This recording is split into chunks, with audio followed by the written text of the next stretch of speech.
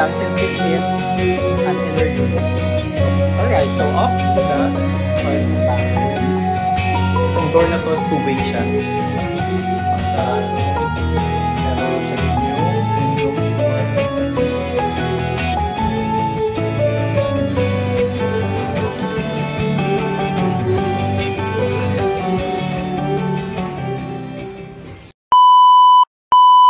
Hey guys, this is Jay and welcome back to Vlogcetera. And this video is all about our stay here in Holiday Inn Hongdae. And if you are interested to know more about this, stay tuned because that is coming right up.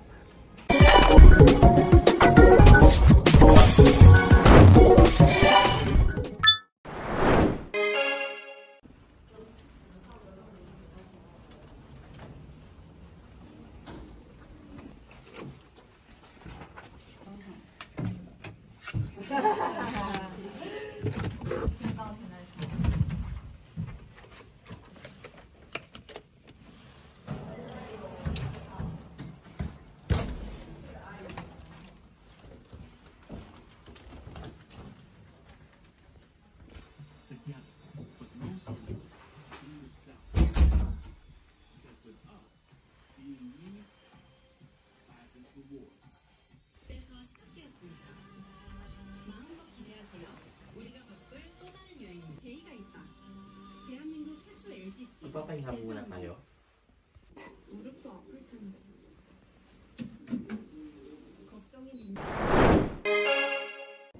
Quick room tour tayo guys ng Holiday Inn. So ito yung pagpasok. Ito yung main door nila. And then you have here the full length mirror. And then on the opposite, which is this one, ito naman yung pinto ng toilet and bathroom, which we are going to check a little later. Yan, ayun yung hallway niya going here to the main area ng bedroom. Yan, ito yung bed. And we have here a little side table with tissue and lamp for reading. And then this is yung set ng unan nila. They have the soft one and the firm one. And look at that. Ganyan yung consistent design nila. Na parang caricature something. From the lobby, may ganyan na din. Yeah, so at the foot of the bed, nandito nakalagay yung TV. Ito yung other side na bed. Meron ding side table. And you have here all the remote control for the television and the air conditioning unit. Look at the AC. Andun siya sa ceiling. Ang galing, diba? Hindi siya nakalabas. And in here are all the other stuff, yung safety lock, yung mini fridge, yung provided nilang room slippers, and on top would be the coffee making facilities. And you have here the free water, tea, yung coffee set, yeah, and of course yung water heater. And right beside it would be yung open I'm not sure kung cabinet ba yung tawag sa ganyan. Pero pa yung pwede mong paglagyan ng mga damit or other stuff. They provide yung hanger and then of course this thing. And then sa ilalim niya would be the hamper. And konting ikot would be yung office space if you're going to work.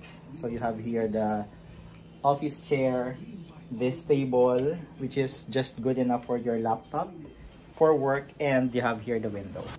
Kaya lang, since this is an inner unit, so walang view, ang makikita mo lang would be yung facade of other rooms.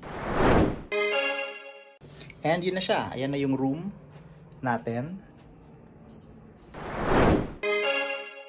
By the way guys, we were lucky because we were allowed to check in early. It's just 10:30 in the morning and supposed to be yung check-in time nila is at 3 p.m. So that's a lot of time for us.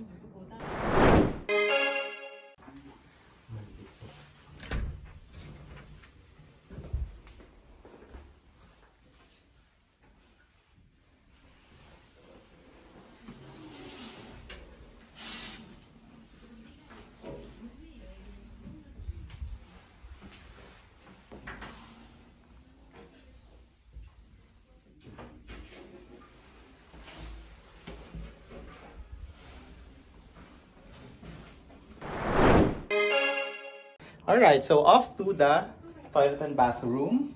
So, medyo masikip siyang toilet and bathroom, pero look how they maximize the space. So here, you have of course yung ating toilet with bidet system, and then right beside it yung ating sink. What they do provide is yung mga like this one hand cleanser na nasa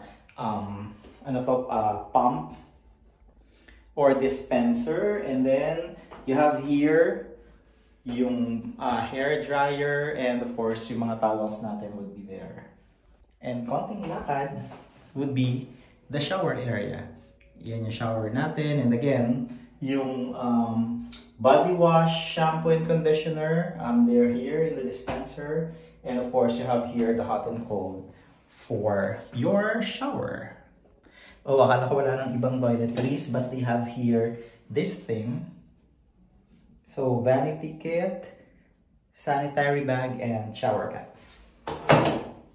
Yun na yun. So, ayan yung CR natin. Ayan. So, itong door na to, two-way siya. Pangsarado. Pero siya din yung enclosure na gagamitin mo kapag may nagsha-shower sa loob. So, 2-in-1. Okay, some information about this room, guys. I have to mention that this room is not cheap because it's almost 8,600 in peso. So that's just for one night. And of course, kasama na yung complimentary breakfast. And yung breakfast naman nila is buffet, so okay na din. So kapag yun nga lang talagang medyo sort of splurge yung one night na 8,600, but I mean, the hotel is good.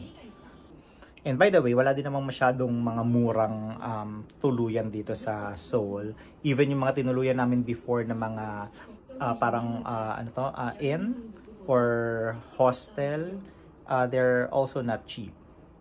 Plus this one is very near naman dun sa yung dinaan natin kanina, exit number 5 from the station. So very accessible na din.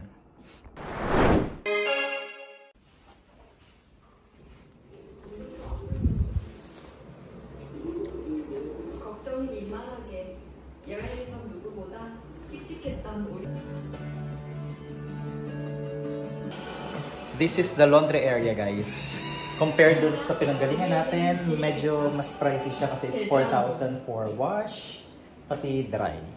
4,000 won. And they also have here yung planchahan.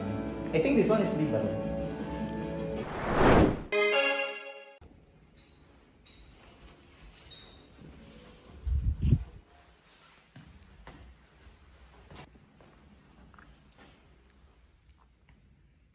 And they have the gym.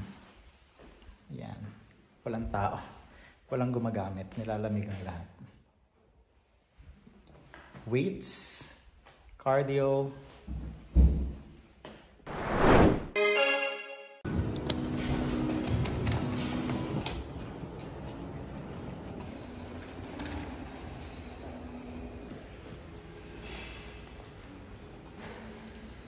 Ito yung itsura ng lobby nila, guys. So it's so Christmassy here.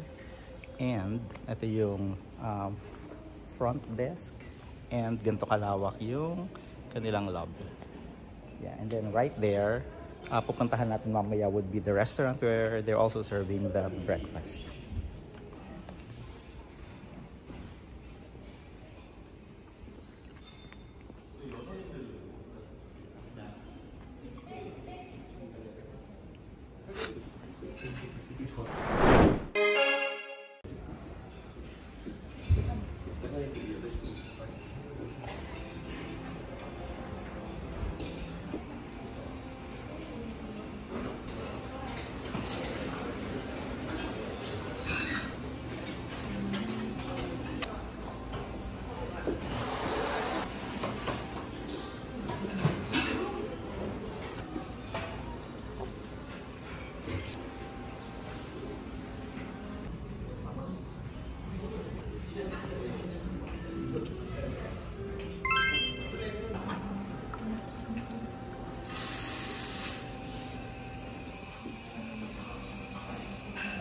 Cracky.